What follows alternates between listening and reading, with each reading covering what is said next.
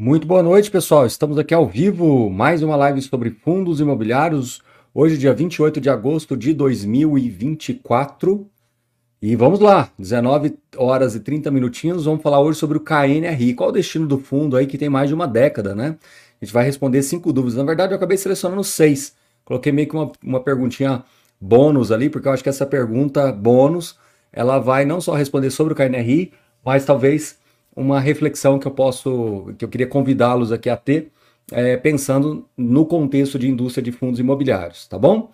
Então vamos lá, sejam bem-vindos ao nosso canal aqui mais uma vez. Lembrando a todos aqueles que não são inscritos, se inscrevam, compartilhem com os amigos de vocês, deixe o seu comentário, que é sempre muito importante para a gente ter aqui como referência.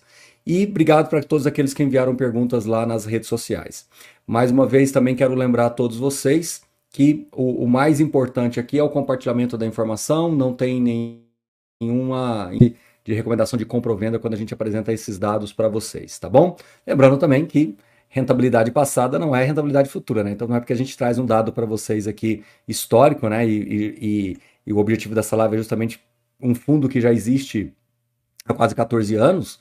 Então a ideia era justamente a gente ter uma base informacional mais interessante para que a gente pudesse trabalhar. O KNRI hoje é um fundo muito popular, um fundo que está na bandeira da Quineia, que é a Itaú.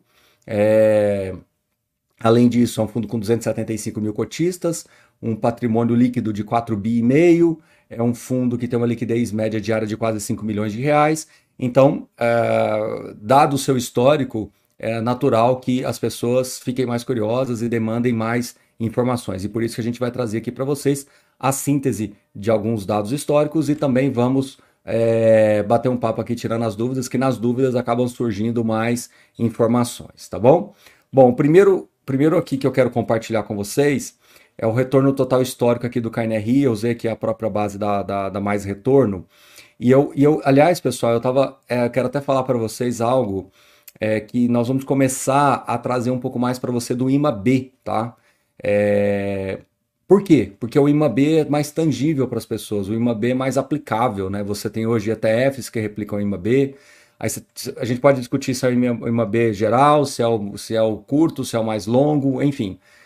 Como a gente está trazendo aqui, eu acho que pela primeira vez de uma maneira mais objetiva e aqui meio que pautado assim numa decisão que a gente está tomando aqui internamente, a gente começar a usar um pouco mais o IMA-B, até para ficar mais palatável para as pessoas. Porque quando a gente usa uma referência IPCA mais alguma coisa, é uma referência, uma boa referência, eu acho que continua sendo e sempre será.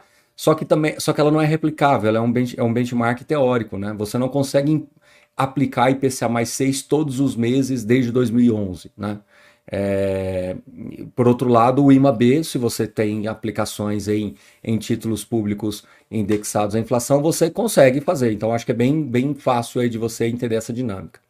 Então, vamos lá, o KNRI é o verdezinho mais claro, né? Mais limão, assim, vamos dizer.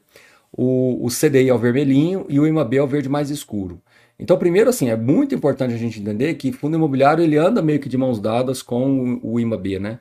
O fundo imobiliário ele tem uma correlação muito forte com ativos indexados à inflação.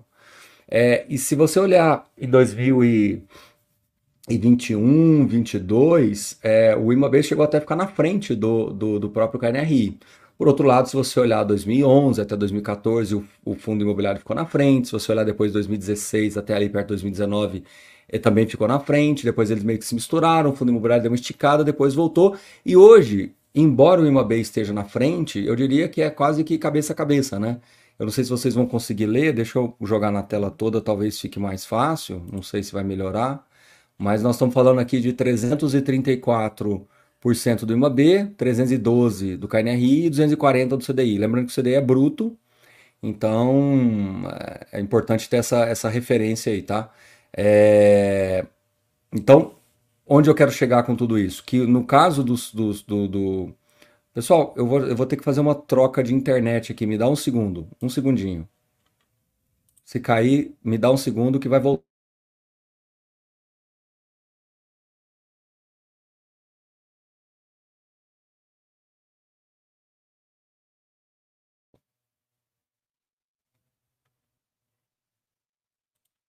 Pronto, eu acho que agora vai ficar mais estabilizada. Qualquer coisa, vocês me avisem aí, por favor, no chat. Então, onde eu quero chegar com vocês? De que o fundo imobiliário ele acaba sendo um veículo muito eficiente do ponto de vista geracional, né? Ah, mas Baroni, mas o meu B ganhou. Tudo bem, mas é de novo, nós estamos num momento em que o IMAB efetivamente está mais valorizado e as cotas dos fundos imobiliários estão mais amassadas, né? Então depende muito do recorte que você usa. Mas o simples fato de você olhar para o fundo imobiliário, que tem um histórico relativamente elevado, e se sentir mais confortável no sentido de que ele tem uma proteção contra a inflação, eu acho que isso que talvez seja o conforto mais importante de vocês terem. Acabei de registrar a presença aqui do meu querido amigo Otmar Schneider. China, seja bem-vindo, China. Sentindo saudade de vocês, da família toda. Precisamos marcar de reencontrar, né? Então, um grande abraço aí, meu amigo, meu querido amigo Otmar. Vamos lá, vamos para o próximo gráfico. Esse gráfico, ele também mostra o quão importante é... Ah, outra coisa, eu acho que a pergunta que é do Adilson. Todas as vezes que vocês verem um gráfico como esse, entenda que a gente está considerando o reinvestimento. Óbvio, né? A gente não pode desconsiderar o reinvestimento. Temos que considerar o reinvestimento. Aliás, eu já estava para falar isso para vocês há um tempo, né? Que eu fiz aquele vídeo comparando com o CDI, e as pessoas perguntaram lá no comentário se era o reinvestimento. É óbvio que é, porque senão não seria uma comparação justa, né? Porque o CDI, ele é acumulado, o IPCA, ele é acumulado, os investimentos em geral são acumulados. Então, eu acho que é bastante razoável você considerar que no caso do fundo imobiliário você também está recomprando cotas ao longo desse ciclo, né?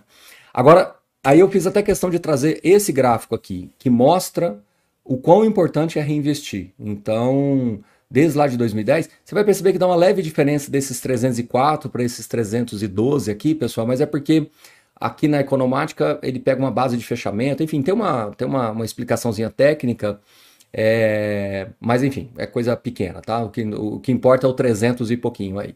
Então, o gráfico azul, ele mostra apenas o valor da cota.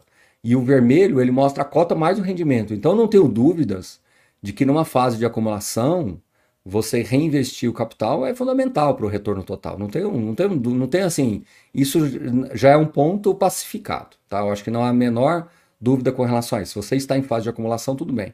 Na fase de fruição, aí é outra história, eu não quero repetir aqui o tema de novo, mas aí entra quanto que você tem de papel, tijolo, como é que você vai ponderar esse reinvestimento, tá bom?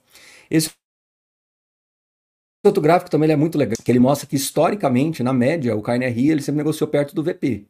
Então, histórica, que é a linha preta, tá? 0,99. Então, o que eu posso inferir? Que, historicamente falando, na média, né, o KNRI ele sempre procura o seu VP, né? Ele sempre procura o seu VP. O Lucas colocou aqui, vale lembrar também que o Ibovespa, o IFIX também considera reinvestimento, sim, sem dúvida nenhuma. Né? Sempre, os índices também consideram. Só que essa linha amarela mostra que a KNRI já teve um momento assim, de uma eloquência total que ele negociou quase 70% de ágio, né? 1,68.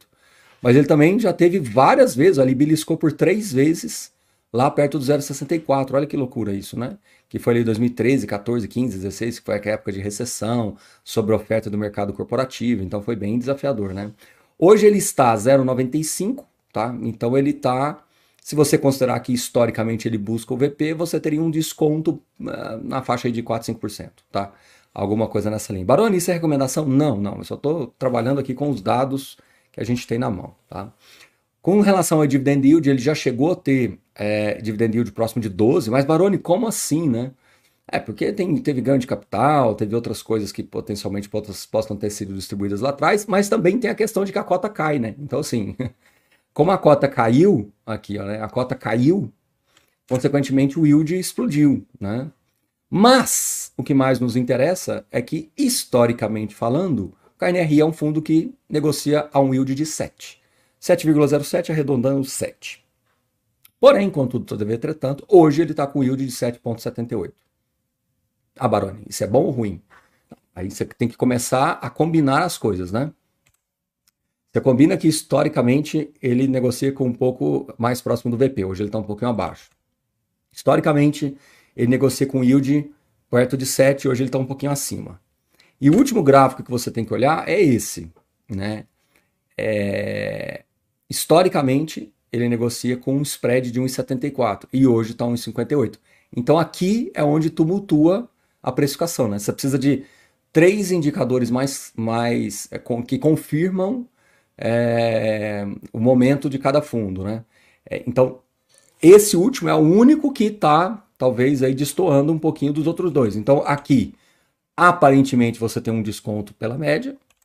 Aqui, aparentemente, você está negociando com yield maior, ou seja, você teria potencial aí de valorização, né, considerando um rendimento por cota mais estável. E aqui já é o contrário, então o spread dele é 1,74, o mercado está colocando 1,58, né? Então já está mais amassado o spread, então aqui pode talvez dar a entender que, né, é o famoso deu com a mão, tirou com a outra, né? Da mesma forma que os dois indicadores apontaram que talvez teria algum espaço, aqui já nem tanto. Agora, o que é mais curioso, o que mais nos chama a atenção, que a gente tem aqui vários dados de vários fundos, é como é que o KNRI negocia com tamanha, assim, uma percepção de risco muito baixa, né? Com tanta, assim, o mercado enxerga muita qualidade, né? Então o mercado coloca um spread muito baixo em relação ao NTNB, né? Então é 1,5. Então você aceita receber 1,5 acima do NTNB, né? Isso claramente é um mercado que enxerga a qualidade, enxerga essa robustez de portfólio, por aí vai, tá? Mas, de novo, o fundo já chegou a negociar com spread negativo e já lá nas épocas de queda, ele chegou a negociar com spread de 5, uma loucura total, né? Então, completamente fora de campo aí você olhar. Imagina, assim, eu nem consigo imaginar hoje, né? Lá em 2014, 15, foi realmente anos bem complexos para fundos imobiliários, porque nós não tínhamos um mercado efetivamente formado, né?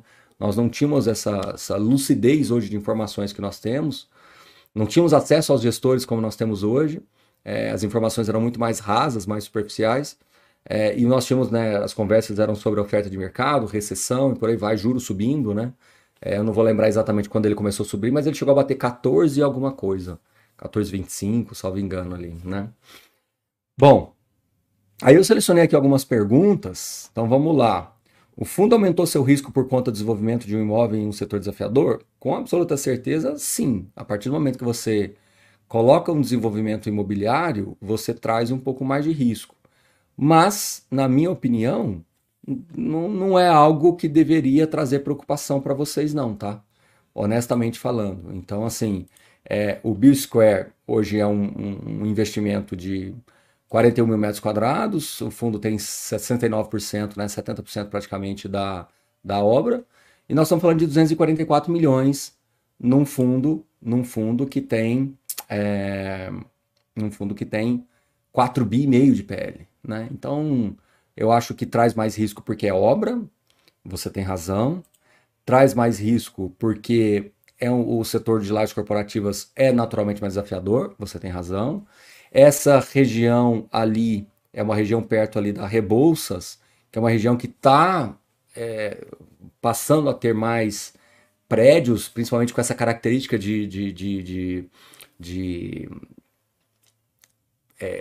me foge o nome agora, peraí que eu vou lembrar. Eu estou com um corporativo mais boutique, né? Esses ativos boutique, né? Então, eu concordo com você que traz mais risco, mas me parece um risco calculado. Eles tomaram uma dívida barata, né? TR mais 9,5, com carência para pagamentos após a entrega, ou seja, nós estamos falando de primeiro semestre de 26 para entregar essa obra. Então, me parece que você está correto, sim, mas eu não acho que seria um risco longe de ser irresponsável, um risco longe de comprometer o resultado do fundo, pelo contrário. Eu acho que à medida que os fundos estão ficando maiores, até o Adilson perguntou, né? Nós estamos falando de um PL de 4,5 bi. À medida que os fundos vão ficando maiores, é natural que haja espaço para desenvolvimento. Você vê, o próprio HGLG vem anunciando desenvolvimento com uma certa frequência. Então, natural, né? VILG fez. Então, muito comum a gente ver ativos em desenvolvimento nesses fundos maiores, até porque é onde você consegue capturar retornos maiores. O RBRP, por exemplo, também tem, né? Que é um ativo também boutique, só que numa região um pouquinho mais próxima ali do miolinho da Faria Lima, né? O Adilson até colocou, realmente o Rebouças parece um canteiro de obras. Era uma região, né, Adilson, você é daí, imagino eu, era uma região que estava meio assim, largada, meio esquecida, talvez, e de repente as incorporadoras acordaram para lá e hoje empreendimentos vultosos. Inclusive, obrigado ao colega que me corrigiu. Muito obrigado. Eu acho que foi na live retrasada, não sei. Eu usei o termo vultuoso. Eu sempre usei termo e ele está errado. E o termo correto é vultoso. Então, muito obrigado. Só me perdoe que eu não vou lembrar o nome, né? Então, empreendimentos vultosos nessa região da Rebouças. Então, isso de fato traz um frio na espinha, porque você está falando de ativos mais. É, que pode ter uma certa sobreoferta, mas são ativos em geral de alto padrão, são ativos em geral com realmente modernos, né? Então, a leitura que eu tenho é que daqui, 5 anos, a Rebouças vai estar totalmente revitalizada, né? Uma região que estava bem, como eu disse, acho que largada não é a palavra correta, acho que esquecida. Talvez ali deixaram de molho ali e agora está sendo revitalizada sobre vários espectros, né? Então é isso. Tem potencial de crescimento dividendos tão baixos. É aquela história, né? O dividendo, ele está crescendo, né? Ele teve uma época lá atrás que foi muito ruim, foi muito desafiador, mas nesses últimos 3, 4 anos, a gestão recolocou o fundo na rota de crescimento dos dividendos, mas a gente não controla o preço da cota, né? Então hoje é um fundo distribui R$ 1, eu acho que tem potencial de aumentar, mas talvez não no curtíssimo prazo, talvez eu acredito que eles vão, se forem aumentar, vão esperar um pouquinho mais, eu acho que tem que ter mais segurança.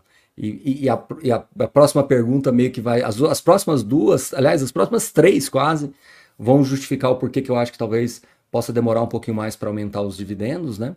Mas não é que o dividendo é baixo, é porque a cota acaba ficando mais alta, né? Então, enquanto outros fundos negociam com descontos patrimoniais de 20%, 30%, o KNRI negocia com 5%, né?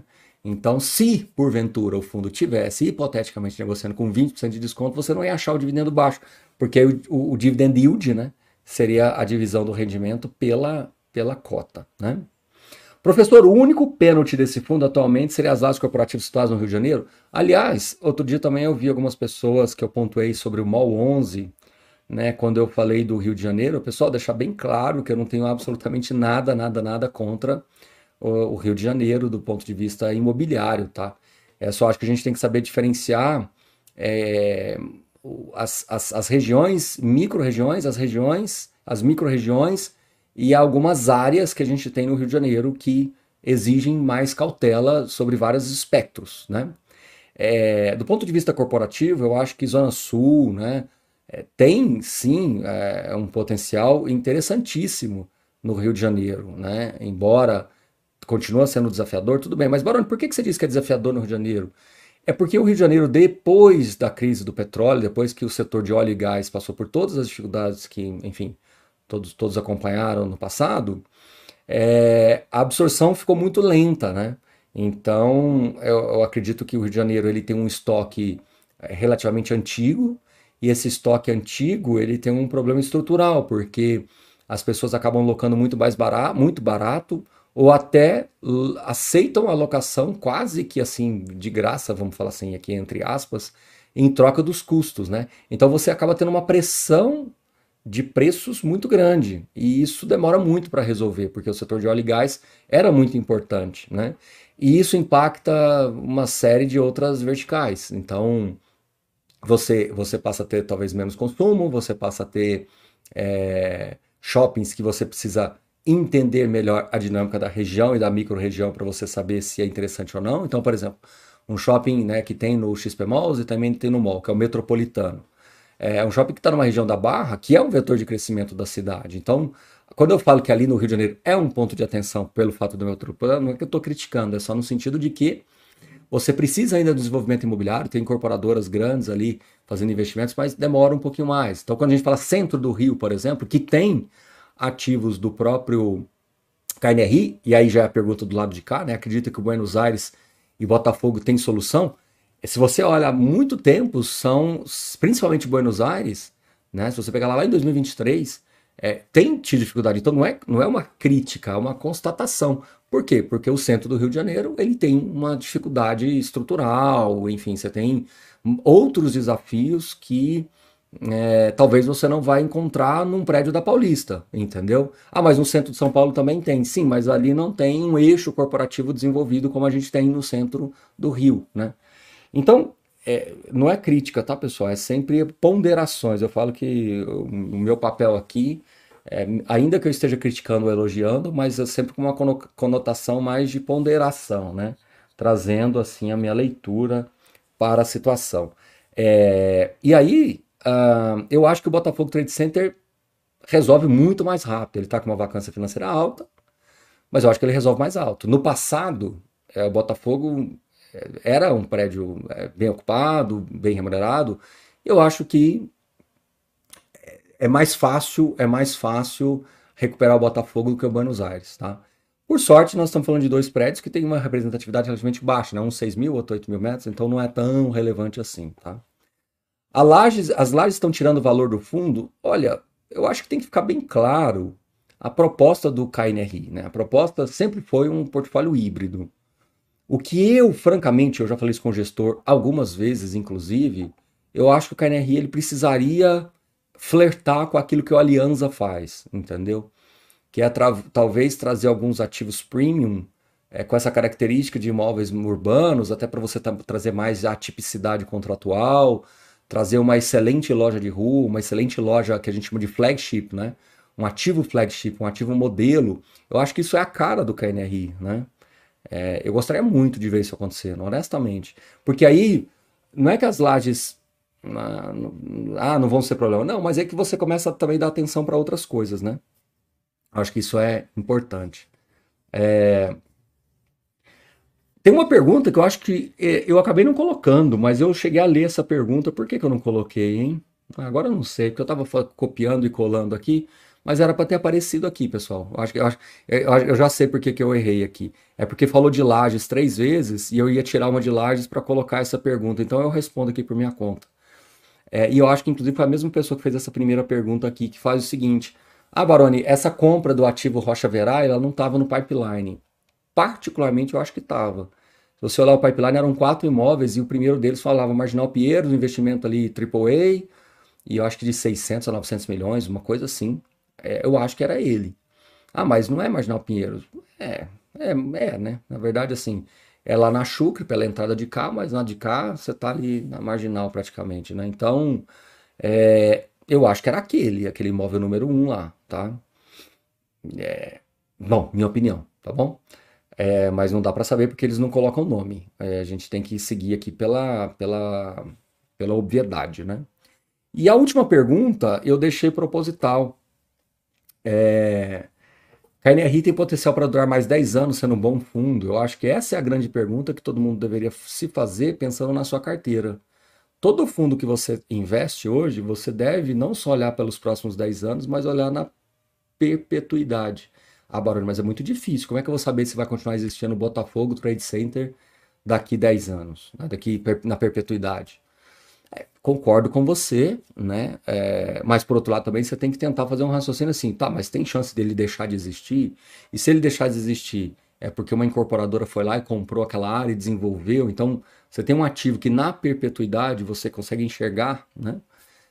A existência dele. A grande vantagem dos imóveis, principalmente em regiões urbanas, é que as cidades entra crise, sai crise, você pode realmente ter vacância, você pode ter algum desafio, mas entra crise, sai crise, mas as cidades continuam existindo, né? Eu acho que esse é o grande ponto, tá? Pessoal, espero que vocês tenham gostado do nosso bate-papo hoje sobre KNRI. Até passou um pouquinho, eu queria fazer 15, 20 minutos, mas acabou indo para 24 aqui, mas espero que vocês tenham gostado de ver os gráficos, gostado das informações que a gente compartilhou. No mais, até amanhã. Um grande abraço e até a próxima. Valeu!